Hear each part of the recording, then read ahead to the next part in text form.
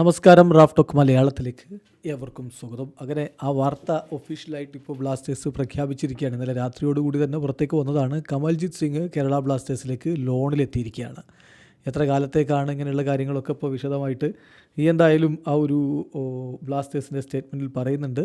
Kerala Blasters FC is pleased to welcome goalkeeper Kamaljit Singh on loan from Odisha FC until the end of the season. അപ്പോൾ ഈ season അവസാനം വരെയാണ് ഇപ്പോൾ കമൽജിത്ത് സിംഗ് കേരള ബ്ലാസ്റ്റേഴ്സിലേക്ക് ജോയിൻ ചെയ്തിരിക്കുന്നത്. അദ്ദേഹം ലോണിലെത്തുകയാണ്.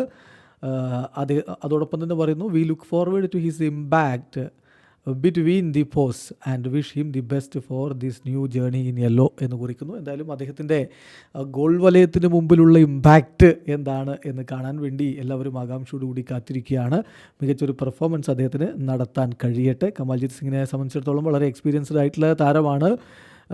29-കാരനായിട്ടുള്ള താരം സ്പോർട്ടിംഗ് ഗോവയിലൂടെ തൻ്റെ സീനിയർ കരിയർ ആരംഭിക്കുകയും പിന്നീട് മിനർവ പഞ്ചാബിനും പൂനെ സിറ്റിക്കും ഹൈദരാബാദ് FCക്കും ഒഡീഷയ്ക്കും ഈസ്റ്റ് ബംഗാളിനും ഒക്കെ കളിച്ചതിന് ശേഷം ഇപ്പോൾ ഒഡീഷ FCയിൽ നിന്ന് ലോണിൽ കേരള ബ്ലാസ്റ്റേഴ്സിലേക്ക് ജോയിൻ ചെയ്യുകയാണ്.